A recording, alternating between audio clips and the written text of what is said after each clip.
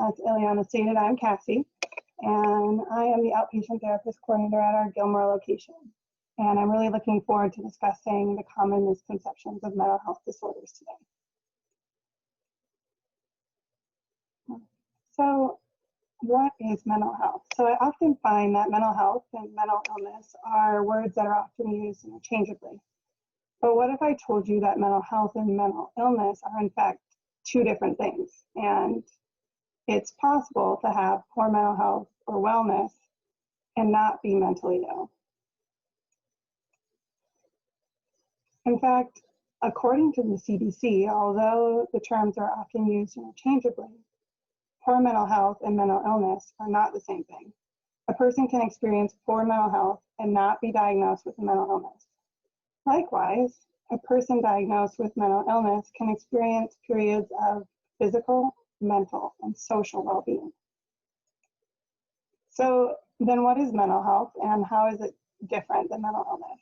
Well, mental health includes our emotional, psychological, and social well-being.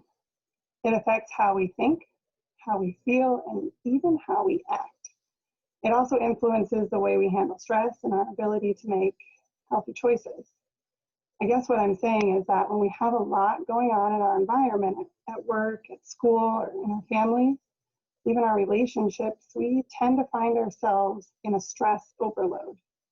And well, I don't know about you, but when I'm stressed, I can be short or impatient, and the little things we face daily just seem like these giant mountains that we have to climb. So now that that doesn't make you mentally ill, it does make you human, however, and I also suggest that our mental health or mental wellness might just need a little bit more TLC or a little bit more self-care. So mental illness itself refers to a wide range of conditions, also known as disorders. So these affect a person's mood, thinking, feelings, and behaviors. So these are things like depression or anxiety, bipolar, and ADHD, which we'll dive into a little bit deeper as we get going through the webinar. Now, mental illness is different from mental health in that it causes significant distress or impairment in important areas of functioning. So what I mean by that is we all have days that we're sad or that we feel like we don't have a lot of energy. We all do. However, that doesn't necessarily mean that we're living with depression. Now, if that overwhelming sadness and loss of energy is stopping us from getting out of bed, stopping us from going to school or work, or impacting our grades, or maybe it even ends up that we lose our jobs because we can't get out of bed, well, then that means it's impacting our areas of functioning. So if 1 in 5 people are diagnosed with mental health disorders, what causes mental illness? Well, the research tells us that there's several factors, right? And that includes a strong genetic and biological component related to our genes or brain chemistry. Also, early adverse life experiences such as trauma, history of abuse, neglect, or maltreatment can impact our mental health. Experiences related to other ongoing and chronic mental conditions, feeling like we're isolated, or lonely, we don't have any support system to turn to, and even the use of alcohol and drugs, among other factors, can have a strong impact. So if mental illness is one of the most common health conditions in the United States, what stops us from reaching out for help? Well, I believe that this boils down to one word, and that word is stigma. The word itself actually comes from Greek meaning to tattoo, or the Latin word stigmat, right? Meaning to mark or brand, as if we wear this taboo thing on our skin, perpetuating the feelings of shame and self-doubt, and it's encouraging bullying and harassment. It also attributes to fewer opportunities for employment or social interactions, and it feeds this lack of understanding from others, reluctant to seek help and fear that this illness will prevent us from achieving our goals. We are often afraid to seek help because we're afraid of how the world's going to perceive us.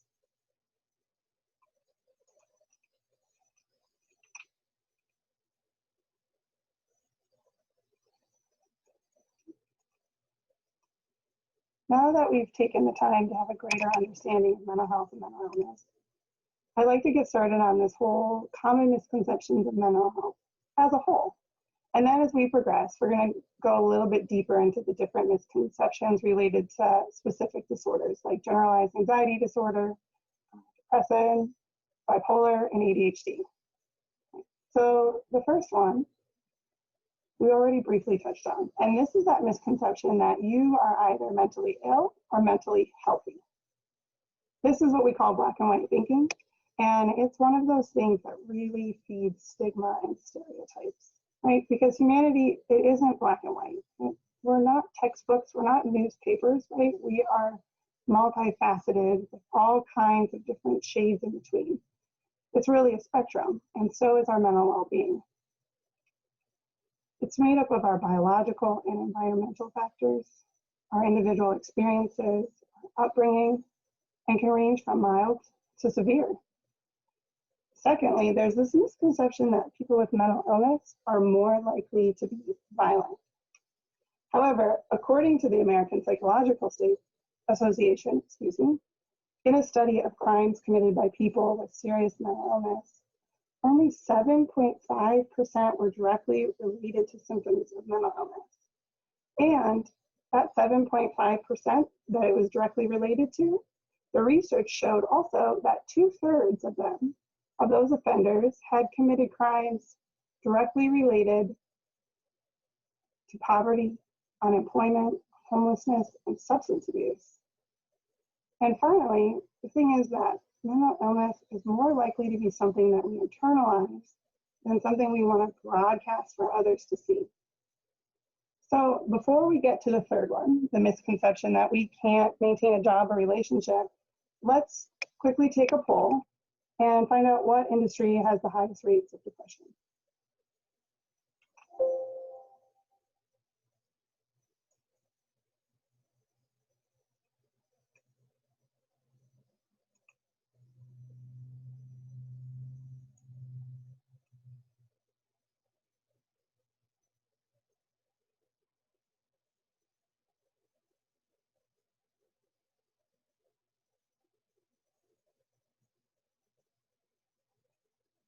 All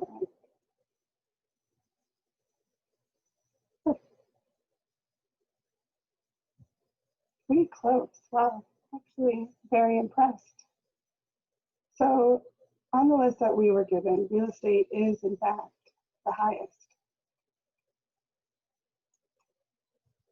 And so I thought it would be important, although it's not something that we mentioned, to look at depression across professions.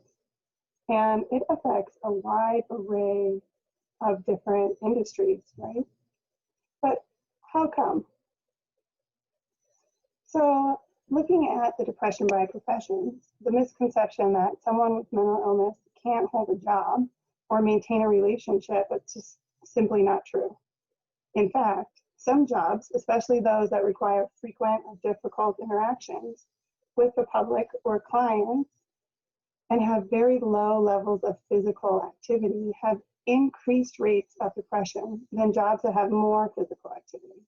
Not to mention, in order for us to even collect this data, that means that individuals with mental health disorders are actively working in our workforce.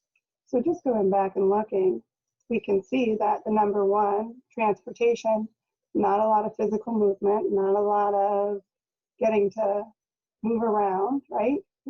You are restrained to your seat where you kind of sit still. And then there's that high volume of customers and individuals that you're interacting with.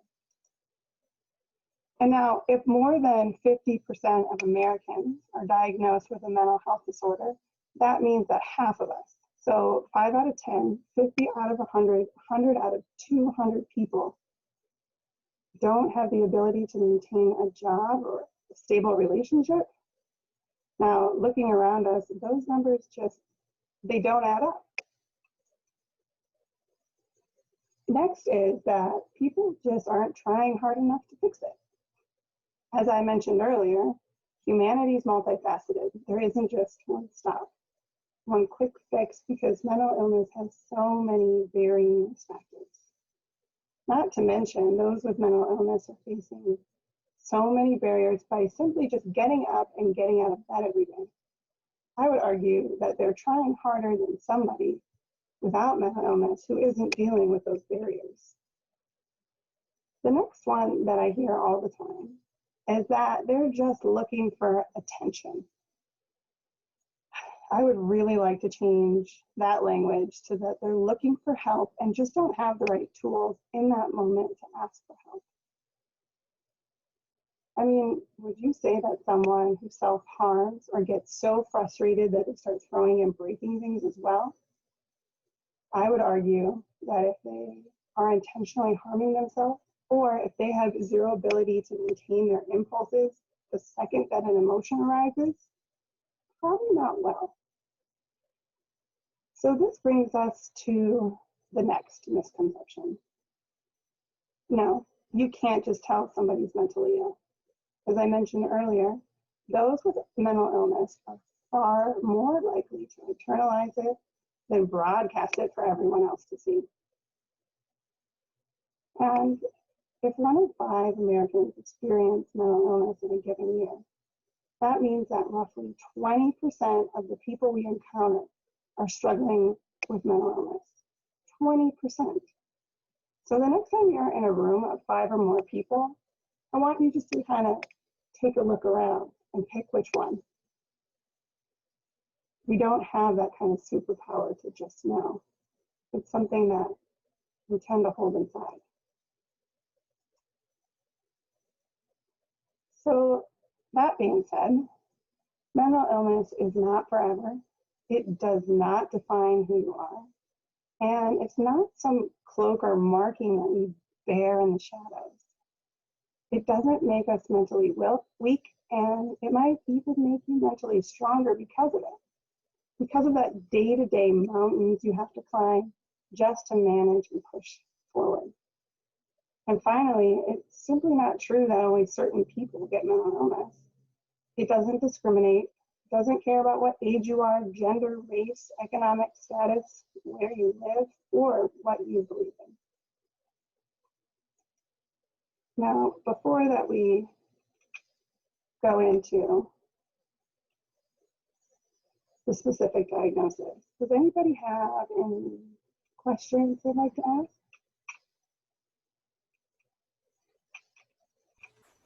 I don't see any in the Q&A or the chat, but I will definitely monitor them to see if anything pops up.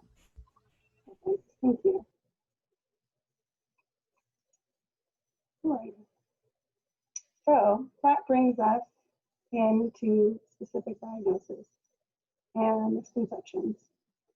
So anyone who knows me knows that I place a great deal of value into not only diagnosing, but finding the right one. And so this is absolutely essential because a proper diagnosis is what gets us the right treatment interventions. Now, could you imagine that if you went to the doctor, say you broke your foot, and then next thing you know, they're trying to treat you for blood pressure, nothing's wrong with your blood pressure, and they never examine your foot? So the right treatment is important. So if you can relate to any of these conditions that we're about to discuss, right? It's also very possible that the symptoms you're experiencing are really side effects of something entirely different. The reason I want to mention that is I don't want to urge you to turn to Dr. Google, but instead, if you're realizing that you're experiencing some of these things, that's really important to seek help from a trained mental health professional so that you can have your questions answered appropriately and you can get the right interventions that are tailored to your specific needs.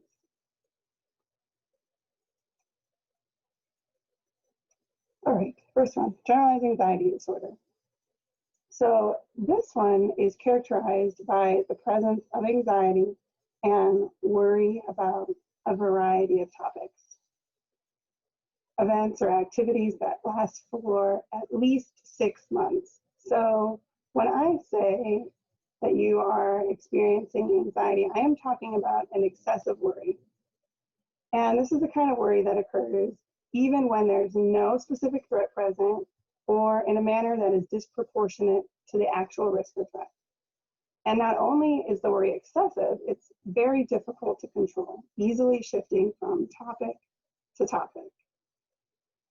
Sometimes I refer to this as the hamster wheel, where, the first thing you're doing, you're laying there, you're trying to fall asleep, you're wondering if you locked the doors, right? So that's the first thing you're worrying about. Then you're worrying about making breakfast in the morning, and did you clean the kitchen, or do I have that test tomorrow? What's happening at work? And so you're just moving from topic to topic, and there's just a general list of things that you're worrying about. Now, there are several different types of anxiety disorders. However, this particular type of anxiety and worry not only has excessive worry that's difficult to control, but you also have to have at least 3 of the physical or cognitive symptoms in adults. So those symptoms are feeling keyed up or on edge, restlessness, easily fatigued, difficulty concentrating, or your mind just going blank, irritability, muscle tension, and sleep disturbance because you're worrying so much that it's impacting your sleep. I'd also like to note that with children, it's a little different. You only need to have 1 of those physical or cognitive symptoms to meet criteria for the generalized anxiety disorder, in addition to the excessive worry that's difficult to control. So, what are the misconceptions when it comes to anxiety? Well, first of all, one that I hear a lot is anxiety is not really an illness because, well, everybody gets anxious sometimes, which, yeah, that's true. Everybody does get anxious sometimes. But the thing is that an anxiety disorder is far more severe than anxious sometimes. It goes on for a significant period of time. So remember how I said earlier that these symptoms last for at least 6 months? So it's not, I have a big test coming up or a big work assignment and I'm not sleeping because I keep waking up and I'm thinking about it and I'm hoping I'm going to pass or hoping I'm going to perform well. I'm talking about that ongoing hamster wheel of worry lasting for at least 6 months. And it can range from mild to severe. And it can be absolutely debilitating because it's impairing your ability to function. The second misconception is that medication is the only thing that helps, or therapy takes forever. Well, the truth is, medication, they do help. Some kinds of anxiety, they do help. However, anxiety actually responds really well to this thing called CBT. And CBT is cognitive behavioral therapy. And CBT is by far one of the most effective treatments for anxiety. And clients often report improvement in just a couple of sessions because therapy is helping us to manage our anxiety by learning new tools to challenge our faulty thinking and challenge and change our behaviors. Another misconception is that anxiety is caused by stress. So you just need to avoid the stressful situation, and then when you're actually avoiding stress, that makes the anxiety worse. Okay, what do I mean by that? Well, I think a good example of this would be if you think about children, right? So think about a little one who is afraid of the monster in the closet, right? And there is a monster in there, and they know that it's going to hurt them, and they need to go and they need to get help. Or I don't know if you can ever relate to this when you were a kid and you thought that maybe there was a monster in the closet, and you sit there and you lay under the covers, or you try to pull up that sheet as far as you possibly can or get underneath that blanket, lay as flat or as still as possible because the monster won't be able to see you. Meanwhile, you're thinking that it probably has big teeth, it's probably going to hurt you, it's probably going to growl, it's going to be super scary. Well, what makes that anxiety stop? You get brave enough to walk up, to open the closet door, And right in that moment, out of the suspense, you feel your heart rate going, you know it's going to be this scary, scary, stressful thing. And it's a t-shirt. So avoiding anxiety really makes it much worse. However, it's not the actual cause of the anxiety. Like the thoughts of thinking, right? That thought and thinking that there's a monster in there, that wasn't coming from stress. That was just coming from our minds, our creative brains were imagining it, not stress. And what if I told you that anxiety isn't always bad? Would you believe me? Did you know that anxiety actually has a purpose? That's right. Anxiety is there to keep us safe, to help us focus and concentrate when we need to improve our performance. But our historic need for anxiety is to help us run away from danger, but that's evolved, right? So anxiety is great if thinking back when there was cavemen, right? When we were so wired with this anxious thought pattern. It's a great thing if a bear's chasing you, right? You want to be anxious. You don't want to stop and relax and think about dinner, right? You want to run away from the bear.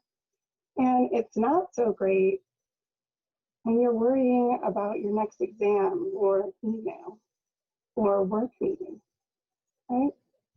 That worry is causing us more harm than good. The last misconception is that anxiety disorders are not very common.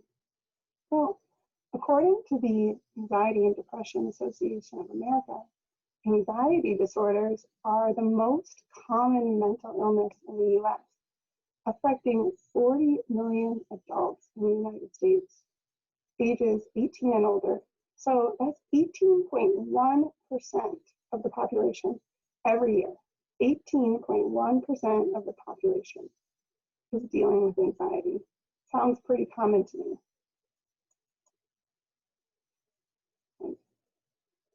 So that brings us up to the next one, which is major depressive disorder. So there are several different types of depressive disorders, but today I'd like to talk about major depressive disorder. Now, in order for somebody to be diagnosed with this, they must either experience a depressed mood or loss of interest or pleasure in activities that they once found enjoyable for most of the day, nearly every day. In addition to these symptoms being present continuously for a total of 2 weeks at least, a minimum of 2 weeks. So when I say depressed mood most of the day, nearly every day, this could be feelings of sadness or emptiness or hopelessness, or perhaps our loved ones have really noticed that we are just tearful, and we are far more tearful than we usually are. And by loss of pleasure, I'm referring to the things that we used to love doing. You know, that one thing that you used to live for, breathe for, that you were just so excited to do, and you just want nothing to do with it now because it's just too much. So not only does an individual experience at least one of those during a 2-week period, they also experience at least 5 of the following every day for a 2-week period. And that's either weight loss or gain.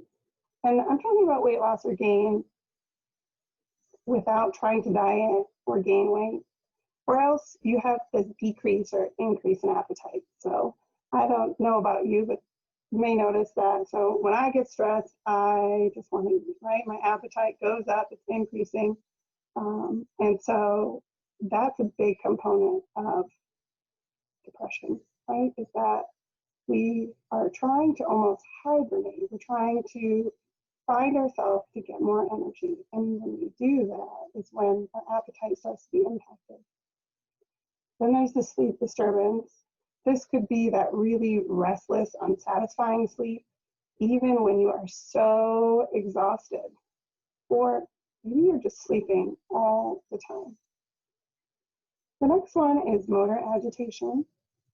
And this is when there's this feeling of restlessness, but it's something that is so intense that it's observed by others. Other people can see you being restless. Or the psychomotor retardation. It's that feeling of being very slowed, almost like things are in slow motion, our movement is in slow motion. And it's so severe that it's to the point where other people are noticing. There's fatigue and loss of energy, and this is nearly every day. Feelings of worthlessness or excessive or inappropriate guilt. This diminished ability to think or concentrate, and we're so incredibly indecisive. And even the recurrent thoughts of death or suicide. And that's with or without a specific plan. Even if you're having that light thought of, wow, this weight is so heavy, I would just rather not be here. That's a clear sign that you are experiencing a symptom of depression. Now, one common misconception is that people with depression are just really sad. No, they're just sad. But as we discussed earlier, it's so much more than sadness. It can be irritability, change in appetite, difficulty dragging ourselves out of bed in the morning because your body just wants to sleep, sleep, sleep, and more sleep. There really is this huge somatic piece to depression, meaning that there's actually a lot of those physical symptoms that are present. So yes, we do get sad all the time. But this is more than just situation. This is that unexplained period of hopelessness, fatigue, and possibly even thoughts, I'd rather be dead than have to feel like this one more day.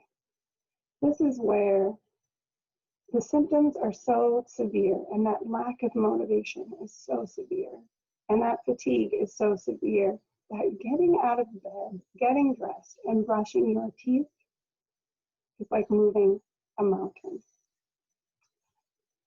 I've also heard people say that you can just, snap out of it. And all you need is just a little bit of cheering up. That's all. Get out of bed. We'll cheer you up. Everything's going to be great. We're going to have a nice little attitude change, and then depression will be gone. So, well, I mean, yes, it's true that positive thinking and changing of our faulty thought patterns can, in fact, lessen symptoms of depression. But it is not fair to reduce depression to simply this state of mind, that there's some chemical imbalance, because there's some kind of chemical imbalance happening in our brain. And that chemical imbalance is what's really attributing to those feelings of emptiness or worthlessness. I don't know about you, but when my body isn't feeling healthy, when my body isn't feeling right, I am restless, it's so much harder to find the positive in absolutely anything. So if you're living in this state day in and day out for a minimum of 2 weeks, I think it's fair to say that just, the glass is half full. Puppies and rainbows. Look at the positive. That's a pretty tall order.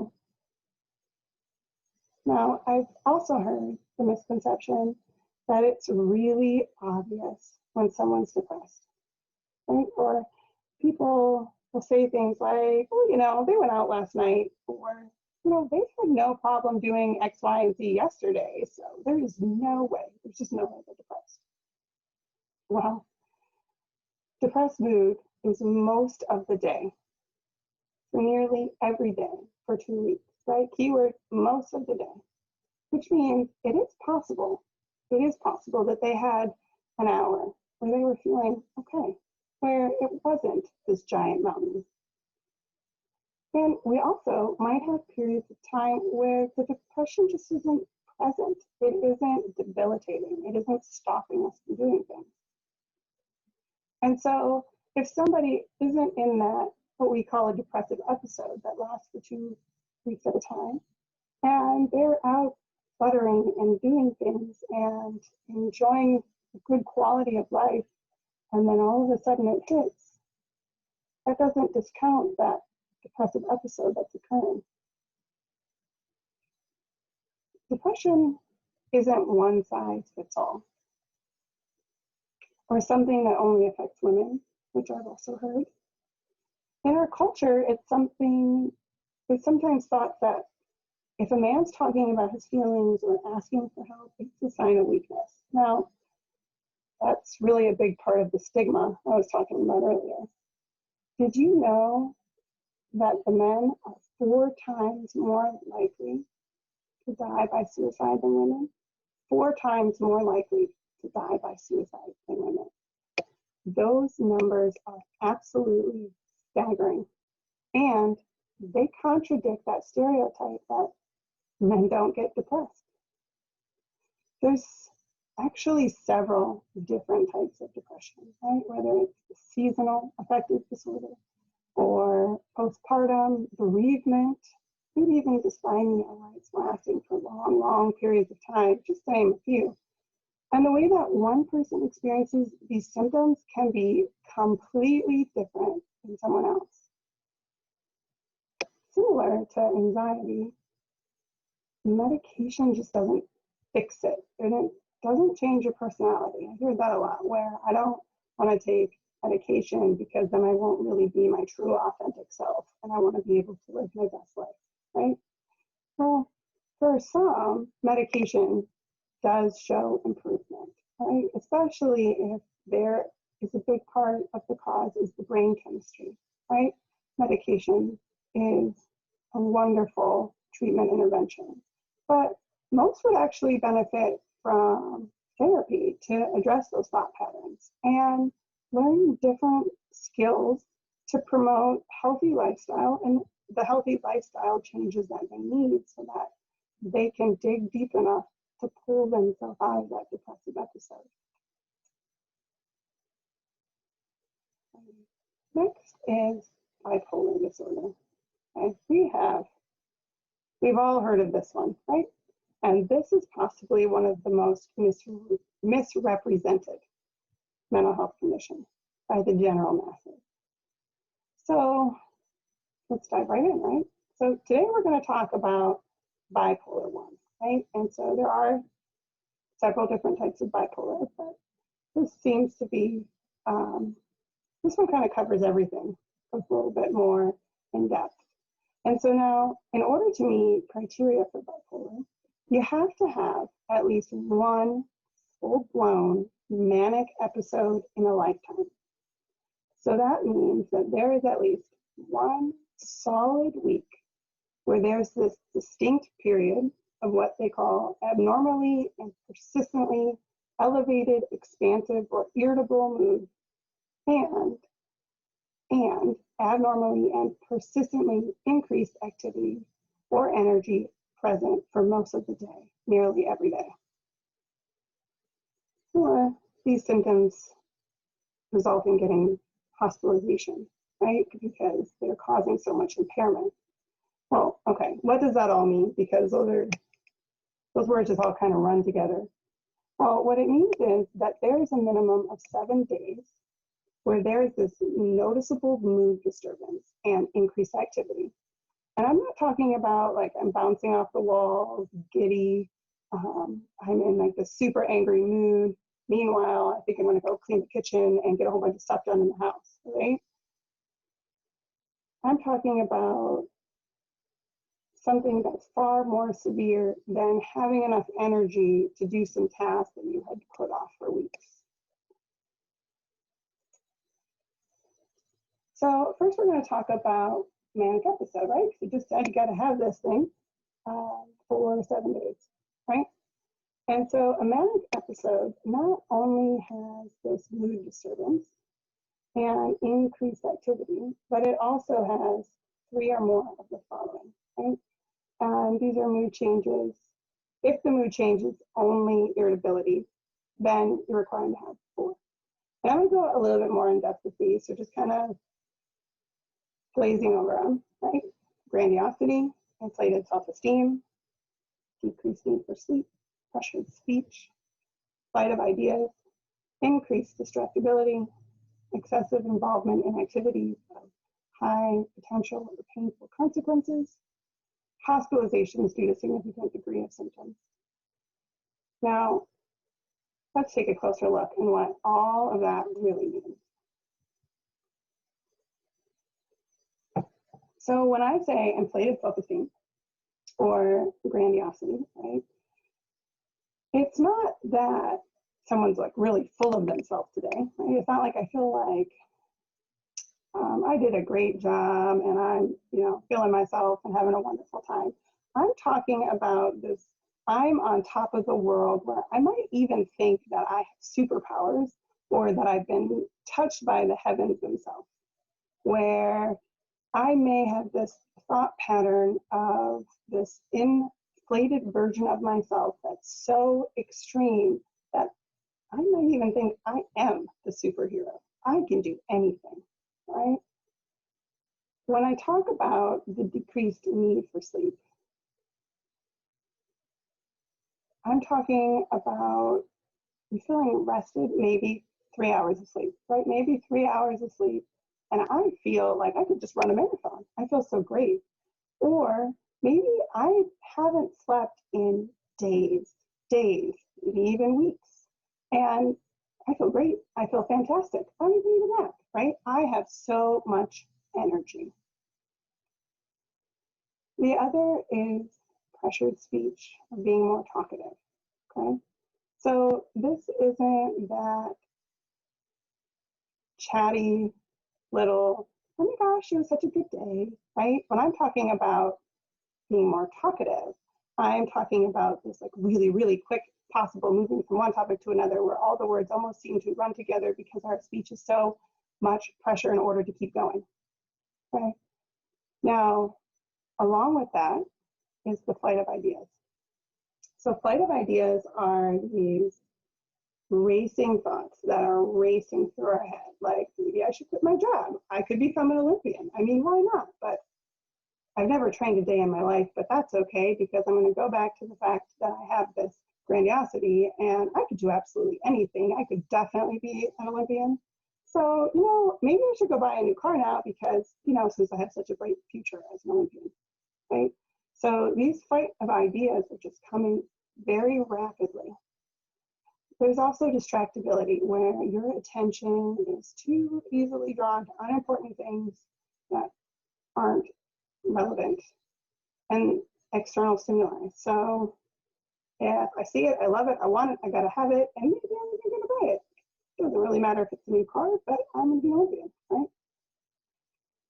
Another part of this is that increased goal-directed activity.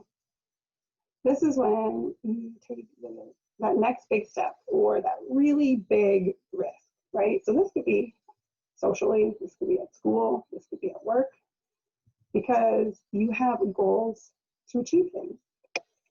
And this can be really wonderful during a manic episode because you have all this energy and you really do and really can achieve all of these wonderful and great things because you're not putting on that pause. There's not that inhibition. Now, a very, very telling symptom of mania is this excessive involvement of activity that have a high potential of risk and painful consequences and giving it no regard, meaning I just spent my entire life savings because I thought it would be a really good idea to have a startup company on cookie dough, but I've never baked or cooked a day in my life, but I just know it. I just know it. It's going to be fantastic, right? Or maybe we're having multiple sexual partners and we're putting ourselves in a lot of risk for other medical conditions because of our behavior. And this could be those shopping sprees, and like I mentioned, those foolish business investments where we don't really care about the consequences because our mood is so elated and high. Now, the reason I call it bipolar is that there is this extreme polar effect of the moods, where you can go from an extreme low, and that would be a major depressive episode. So, like I had mentioned earlier, all those symptoms that go with major depression also can occur in bipolar. And so you can go from this extreme low to this really high elated feeling that goes with mania. Now, some people have these things called the hypomanic episode. So that's similar to a manic episode, right? The symptoms are all the same. The only difference is it's only lasting for about 4 days instead of that full 7. Thing is that somebody who perhaps has more hypomanic episodes, they might have those longer depressive episodes. And remember, in order to meet criteria for this diagnosis, you only need 1 manic episode. So if you're only having 1 or 2 in your lifetime, it would fit. So that being said, there's not only one type of bipolar disorder. There are several different kinds. Right? We just talked about bipolar 1 because it's unique because it requires that manic episode that lasts for 7 days. The other types like bipolar 2, where the symptoms are just as severe but don't last as long, or others where there's that hypomanic and depressive symptoms and they're not lasting as long. Now, I do think that we debunked the second misconception already, that bipolar is not mania all the time. You can experience a wide range of mood disturbances, from mania and hypermania to depression. Third thing, bipolar is not rare. According to the National Alliance on Mental Health, which we call NAMI, according to their statistics, there's an estimate of 2.8% of the population living with bipolar. So that is an estimate of 7 million people. Now, the misconception that I hear the most is that bipolar is just moodiness. To be honest, I absolutely hate when I hear people say, oh, I must be bipolar or something, or they must be bipolar or something, because their mood shifts rapidly, or they experience this several highs or low in a single day. Bipolar is not this Jekyll and Hyde personality. It's not just a couple of days that are really bad and then a couple of good days, right? The highs and lows in bipolar are so extreme and they occur out of context. So they come out of nowhere and they can last for weeks, several weeks, or months. And the experience can be incredibly debilitating, even requiring short stays in hospitals. So when I say something like debilitating, I'm talking about, think of an example of someone who experiences a manic episode where they had psychotic features, meaning that they felt that they were being told from above, from the heavens, from God, that they needed to go and travel across the country, right? They have to travel across the country, and in order to do this, in order to spread the word, and so they quit everything, drop everything, and I'm not talking because we have our religious convictions to do so and we believe something, but I'm talking about this.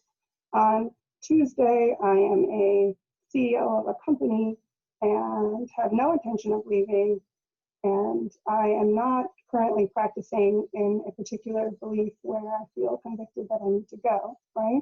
But Tuesday I'm the CEO, and Wednesday all of a sudden I wake up and it is time. And then I drop everything, quit my job, go, and lose absolutely everything. Meanwhile, to find out that my thoughts that I were having were just my manic episode. Now, finally, this misconception that people with bipolar are unreliable or can't function. Well, this is absolutely false. Yes, it can be debilitating, like I just mentioned, during a severe manic or depressive episode. But there are periods of time where the symptoms may not be present. And it also has this increased goal-oriented piece. So there are several, and I mean several, high-level professionals living with bipolar, holding stable jobs and being incredibly successful because they're willing to take the risks. Next is attention deficit hyperactivity disorder, ADHD. Welcome to one of the most misdiagnosed disorders. So what it is, well, ADHD is a persistent pattern of inattention, hyperactivity, impulsivity, or a combination of the two that interferes with functioning or development and lasts for a minimum of 6 months. So ADHD has more than one presentation, right? And which could really feed into those misconceptions that we have about what ADHD actually is. So the inattention presentation requires 6 or more symptoms, 6 or more of the inattention symptoms for children up to the age of 16, so 0 to 16. For individuals that are 17 years or older, they're required to have at least 5.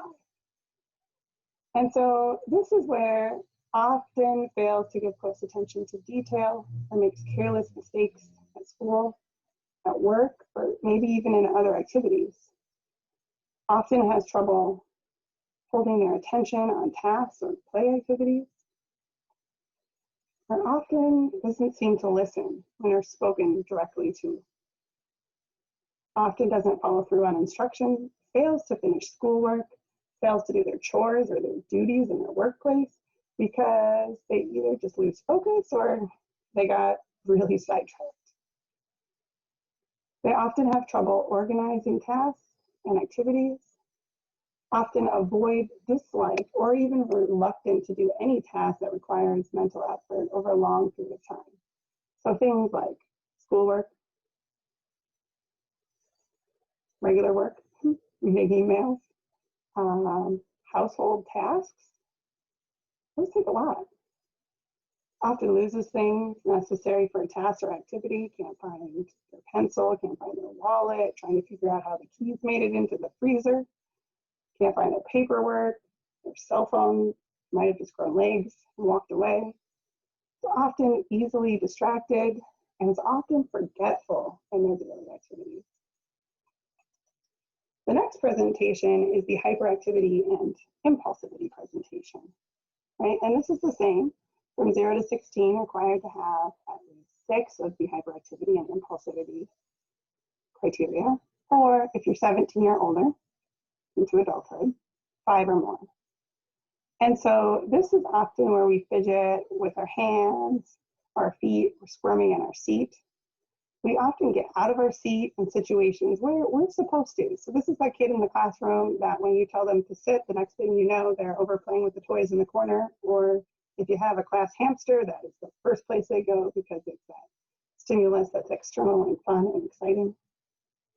We often run about and climb in situations where it is not appropriate. Or in adults, this could be this feeling of restlessness, like that leg shaking, I don't want to sit still, not because I'm worried about something, but because I just have all this energy that's inside of me.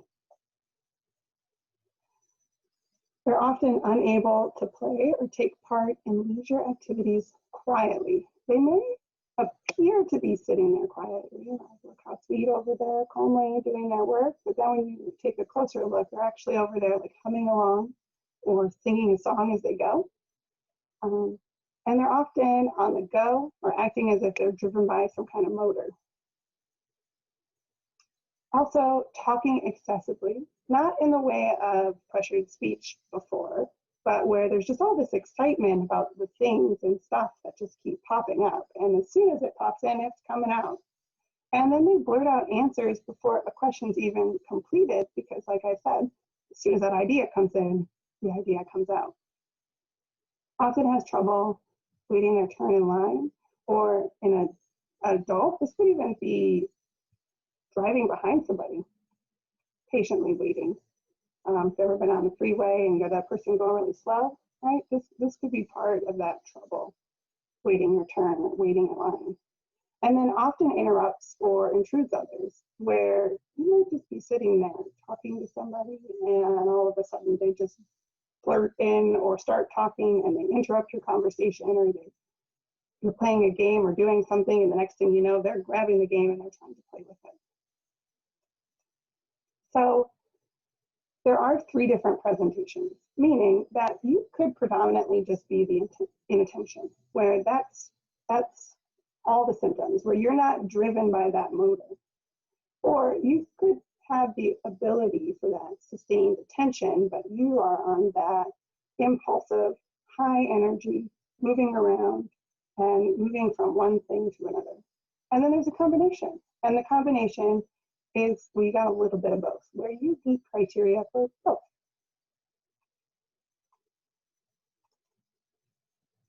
So, the misconceptions. There are several misconceptions when it comes to ADHD. First of all, ADHD it's not just an excuse for poor behavior. Well, it's a real condition and it interferes with functioning or development. So it falls in this category of a neurodevelopmental disorder. Now, because the onset occurs in the developmental period, it often manifests itself before we even reach grade school.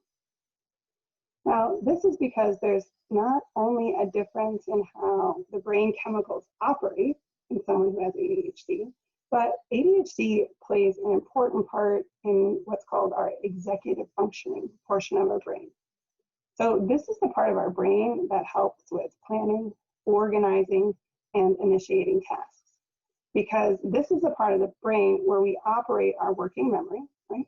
Forgetfulness, mental flexibility, and self-control, impulsiveness. This brings us to the next misconception.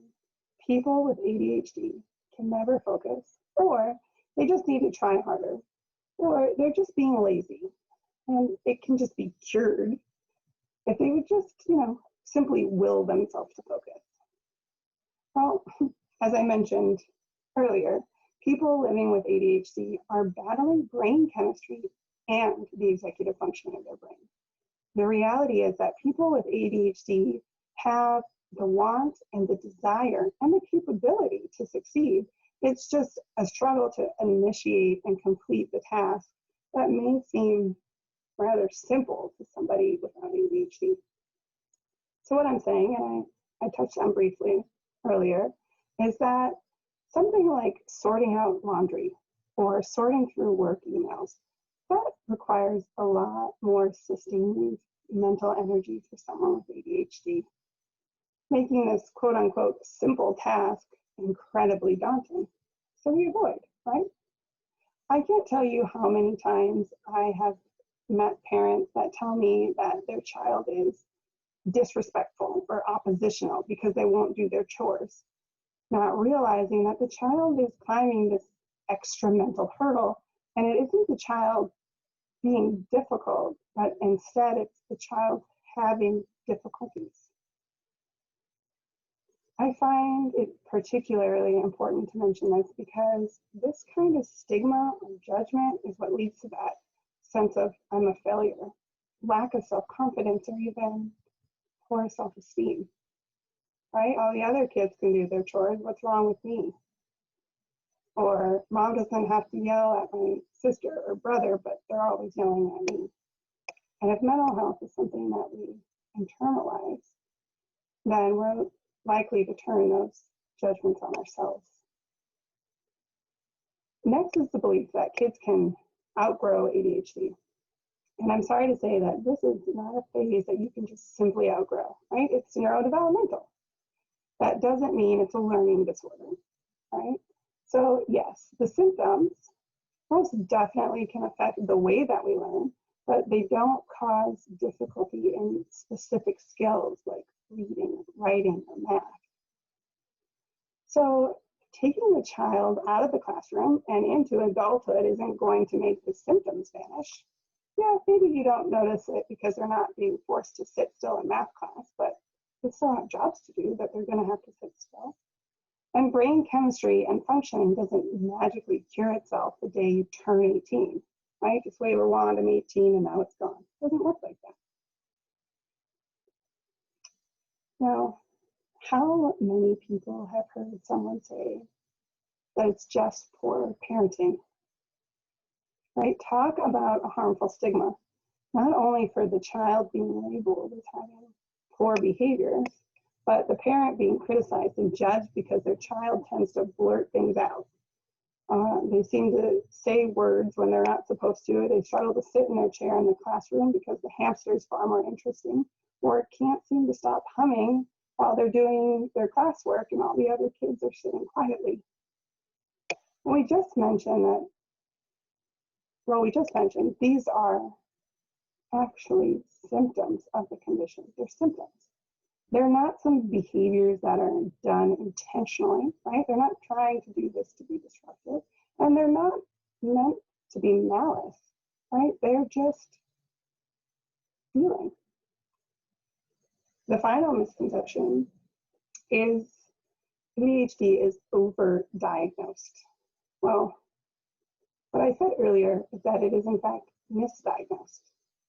It's actually often misdiagnosed as bipolar because of this impulsive, restless, on-the-go drive like a motor car. And sometimes the restlessness, on-the-go, difficulty concentrating, very similar to ADHD, might really be something that's trauma-related. And what you're seeing is someone who's hypervigilant. This is also one of the key reasons why a proper diagnosis is essential. And if you are, in fact, relating to some of these symptoms, that you're seeking help from a mental health professional. Now, in the last few years, there has been an increase in the number of individuals diagnosed with ADHD. So there's been an increase in the rate of people diagnosed. However, the prevalence remained the same. The prevalence of 9.5% of the population has stayed the same. And so that's believed to be because of increased awareness. And the increased awareness that kids don't just grow out of it has actually resulted in families being more willing to seek out evaluations and seek out treatment for their children. So what this means is that instead of having to wait from childhood until you get to adulthood to seek help, children are just getting the right diagnosis at a younger age because of all this awareness. So how do I know, right? How do I know that I'm not just a little bit moody? Well, again, we can all relate to some of these symptoms at one point or another in our lives. So a quick reminder, in order to meet criteria for a diagnosis, right? In order for it to meet a mental health diagnosis, the symptoms must cause significant distress or impairment in our areas of functioning, right? Like I can't get out of bed, I'm losing my job.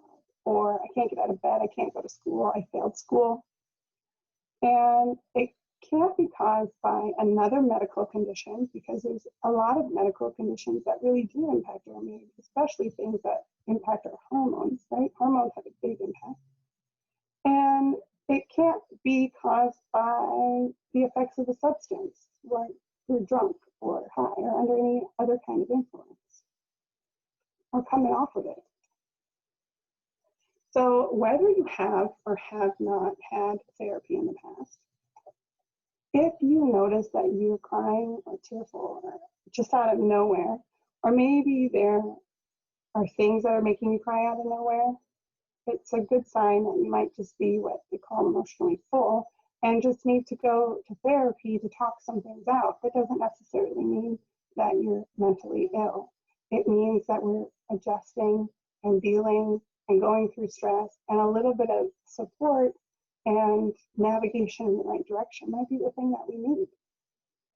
If we find ourselves thinking really negatively all the time about ourselves or others, or we notice that we've been slipping into those old unhealthy behaviors or those old urges that we really thought we had under control, and they just start creeping back, it's a good sign that maybe it's time to go to therapy.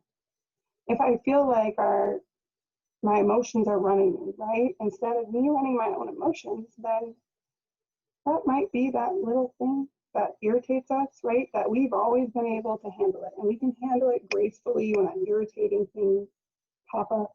And then, now we're at that point where we're not handling it so gracefully anymore, right? We're yelling or crying or throwing a fit. Or maybe you're getting so angry that you have zero ability to manage what happens. Well, that's telling me that your emotions are controlling you, and therapy might be a good idea. And finally, right, any, and I mean any thoughts of death or killing ourselves, please do not hesitate. We need to talk to someone. Even if it's this fleeting, lasting only for just a split-second moment, it's a symptom, and it's a very serious symptom, and your life does matter. And remember, you don't have to be mentally ill to need a quick tune-up on your mental health. I mean, we're all human after all. And so if you do desire to seek help, we do have a 24-hour free emotional support and crisis line. And we are also currently doing telehealth appointments and outpatient therapy. Another really great thing that Peach River has to offer is that we do have some resources on our website, which includes our anxiety and coping workbook. Right? And that's it. Thank you all. Thank you so much, Cassie. That was great and very informative. Do we have any questions on the Q&A there, Carly? So we do have one question. So how would you have a conversation with a loved one who, after hearing this information, you suspect may have a mental illness or a mental health disorder? That is a very, very good question. So one thing that I noticed is that when we're going through something, we want people to see it. And like I mentioned, mental health is not something that we always see. It's not always something that's obvious. And so sometimes it's just about mentioning what we're noticing. Like, hey, I've noticed that when we used to do stuff, you used to be really excited about going and having a good time, and it seems like you don't want to. And I'm coming from a space where I'm worried and I'm concerned about you. Or, I noticed that you're not laughing as much, right? Because that's a good way of validating the way the person feels, is by saying, I see you. And I'm not necessarily saying there's anything wrong with you. I'm just seeing that there's a difference. And because I value you as a person, I'd like to urge you to get help. Okay, perfect. That's a good way. Cassie, I have a question too, just kind of a thought and maybe a general broad, something that somebody might be interested in. So whenever you first started, you said you take a lot of, I guess, thought and consideration, obviously, in diagnosing a client with the proper diagnoses. Can you walk us through that? What might that look like? And I guess, because you say, okay, you have to have at least 5 of these symptoms or at least 4 in one of these. And I know that a lot of times there's kind of an overlap in symptoms in different disorders. So can you tell us a little bit about what process you put in place to ensure that you're really getting the information from that person seeking care to ensure that you can give the proper diagnoses? Well, when we first meet someone, right, or if we're going to start doing therapy, for example, or even if you're coming to seek medication, we're going to do what's called a biopsychosocial. And so we're going to ask a whole bunch of questions. We're going to ask biological questions, right? Like, is this something that runs in the family? Is this something that, you have the aunt or the uncle or the grandparents? Maybe it seems that everybody in the family is diagnosed with depression, right? That's the suggestion that it's possible. We're also going to ask the social questions where, what kind of peers are we keeping? What kind of work are we doing? Are we one of those professions where we have that really high customer service, where we're being exposed to a lot of that up and down volatile stuff that happens with those social interactions? Or maybe we just went through a divorce and, we were never actually dealing with depression, and then this divorce happened and I'm not recognizing myself. Well, that means we're not adjusting. That doesn't mean there's anything wrong with us. And then we're going to ask questions like substance, because substance plays a big part. If you go out on a bender and you wake up the next day and you feel groggy and lack of motivation and you're sleeping all the time, that's not necessarily a mental health symptom, that's a side effect. And then medical. Medical is huge, especially if you have a condition that has anything to do with hormones. It can play a huge part in mood because, like I mentioned with depression, there's a lot of somatic symptoms. So if I am too tired to get out of bed, I'm not sleeping, but one of the medical symptoms is restlessness and sleep disturbance, right? Then that's something that we're going to have to rule out. And maybe even it's trauma, which I think is really essential because we have two different kinds of trauma. We have what they call big T trauma, right? Those are those car accidents or horrific events that, you know, anybody could spawn out anywhere, like they just went through something. Or we have these things called little T trauma, which is like, you know, thinking back into childhood, riding on the bus and people calling you names. And even though it might have happened 20, 30 years ago, that one thing they said to me, I find myself looking in the mirror and I just feel very insecure about it. And so we're not looking at symptoms, we're looking at the person as a whole. And so we do this full assessment in order to get those questions answered.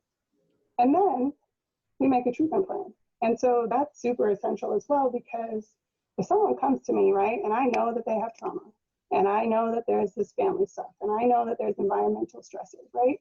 But that's not what they want to work on. They're really having a hard time with getting through their divorce, right? Then that's what we work on. So it's not a, look, I have all these things that are wrong with me, and then you're going to decide what to do. It's, what is it that's not working for you now in your life? And let's make a game plan together. I'm going to guide you through it. And you're the one who's going to do all the heavy lifting. And then we move forward from there. Is that usually in a couple of appointments? Typically, it takes a little bit of time to go through all that process.